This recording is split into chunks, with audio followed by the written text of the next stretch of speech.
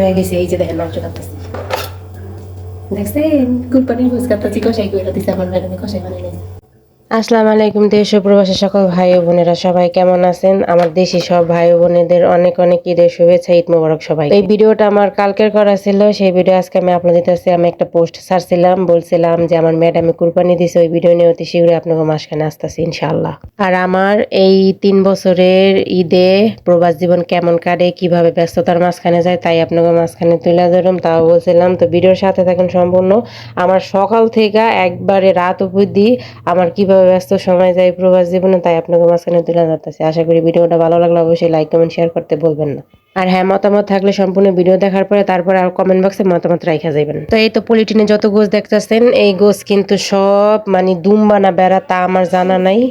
তো আপনারা দেখলে হয়তো বুঝতে পারবেন কি এর গোছ। তো আমার বেশি সম্ভবত মনে হইতেছে হয়তো মানে দুম্বার গোছে হইব, কারণ এরা কুরবানিতে বেশিরভাগই সৌদি আরবের মানুষ দুম্বার গোছ দুম্বাই দিয়া থাকে, আমার যতটুকু জানা আছে আর কি। তো এই গোছ দেখে আমার ম্যাডামে প্রথমে রাগ হয়ে গেছে, তারও কিন্তু কারণ হয়েছে কি লেগে আমার ম্যাডামে রাগ হয়ে গেছে। ইতিমধ্যে দেখতে আছেন কি বড় বড় একটা রান সিনা সবকিছু আলাম আলাম। তো যেই লোকের দিয়ে কুরবানি দেওয়া হয়েছে আমার ম্যাডামে মানে এগুলা জুয়া দেওয়া হয়েছে।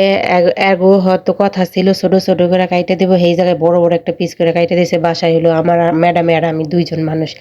এখন এই গোছগুলা, এই আড্ডিমাড্ডি গোছগুলা কে কাটবো? তার থেকে বড় কথা, বাসায় কোনো চাকু মাকু কিছু নাই, শুধু ছোট ছোট চাকু, যা মানে আলু পেঁয়াজ কাটেন না ওই চাকু দিয়ে কি এই গোছ কাটা সম্ভব? তো যাই হোক, আমি আর ম্যাডামে কোনো রকম কষ্ট মষ্ট কইরা মানে আড্ডির থেকে মাংস ছুড়াইয়া প্যাকেট প্যাকেট কইরা রাখছি। এগুলা সব ম্যাডামের আত্মীয় স্বজনে বাসায় দেবো। এই দিক দা মানে মাংসর ঝামেলা করতেছি, এই দিক দা আবার মেহমান আইতাছে যাইতাছে, মানে সব কিছু একলগে। ইতিমধ্যে আপনারা ভিডিওতে খেয়াল করলে বুঝতে পারবেন, কাপ পিরিচ দোয়া মুয়া চা মা হুয়া মা এগুলা জালদা দেওয়া, মানে পুরো একটা পেড়ার মাঝখান দিয়ে গেছি মানে ঈদের দিন। খুবই একটা ঝামেলা। আর এটা প্রত্যেকটা প্রবাসী নারী যারা ফ্যামিলি বাসায় কাজ করে, এই ঝামেলাটা তারা এই ঈদ আইলে, ঈদের দিন আইলে বেশি করে তারা পোহায়। ম্যাডাম সব ভাগ ঠাক করছে তার আত্মীয় স্বজনের দাম থেকে। তো কালা প্লেটিনে যত প্যাকেট করা গোছ সব কিছু গোছ আমার ম্যাডাম আত্মীয় স্বজন দিবার। এই যে পাশের বাসার লেখা এক পোটলা আমি দিয়ে দিতেছি, কোন বাসায় দিয়ে দিতেছি তাও আপনার মাঝখানে শেয়ার করতেছি। তো এই যে আমি বাইরে গেছি পাশের বাসায় মাংস দেওয়া নেওয়া, এরকম আমার ম্যাডামের জামাইয়ের বাড়ি বাড়ি এই যে সিসি ক্যামেরা আছে ওর উপরে ভিডিও করতে। বাড়ির ভিতরে ঢুকতে নেই, একটা কুত্তা এমন ক্যাকেট লাগাই দিচ্ছে, আলাদা দৌড়ে আমি কাটে আসছি। এই যে পাশে দিলাম,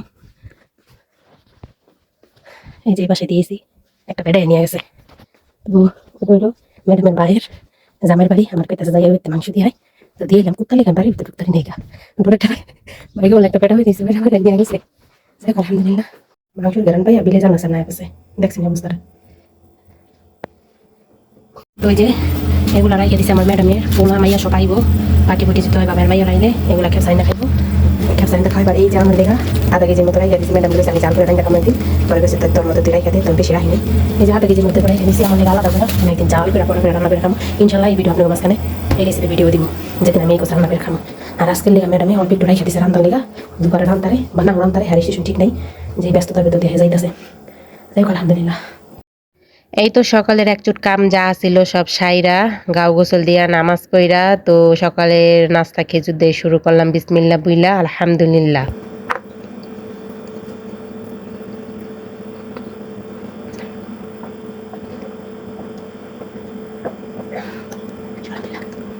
তো এই তো আলহামদুলিল্লাহ, গত পরশু চান্দাইতে দিন ম্যাডাম আমার রোল আইনা দিছিল। তো ওই রোল আমি রাইখা দিছিলাম, মানে 2টা আনছিল আমার ম্যাডামে, একটা অর্ধেক খাইছে আর 1.5টা আমার দিয়ে দিছে। তো ইফতারিতে আমি অর্ধেক খাইছি আর একটা ফ্রিজে রাইখা দিছিলাম।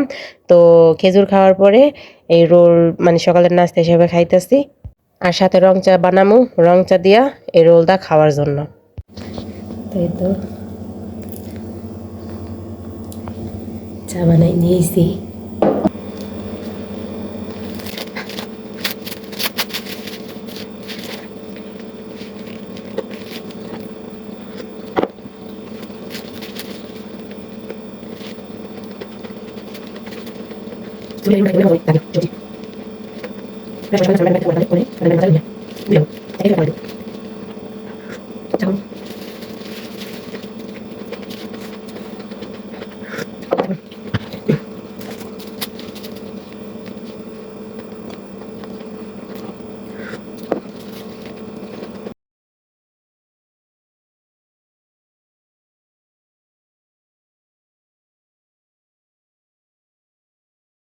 তো এই তো এইভাবেই যাইতেছে আমার প্রবাস জীবনের ঈদগুলা, রোজার ঈদ, কুরবানির ঈদ। তো সবাইকে অসংখ্য ধন্যবাদ যারা এই পর্যন্ত ধৈর্য সহকারে ভিডিওটা দেখছেন। আর ভিডিওটা যদি ভালো লেগে থাকে অবশ্যই মতামত রেখে যেতে বলবেন না। তো সবাই ভালো থাকেন। আজকের ভিডিও এই পর্যন্তই। বেঁচে থাকলে দেখা হবে অন্য কোনো আবার এক ভিডিওতে। আল্লাহ হাফেজ।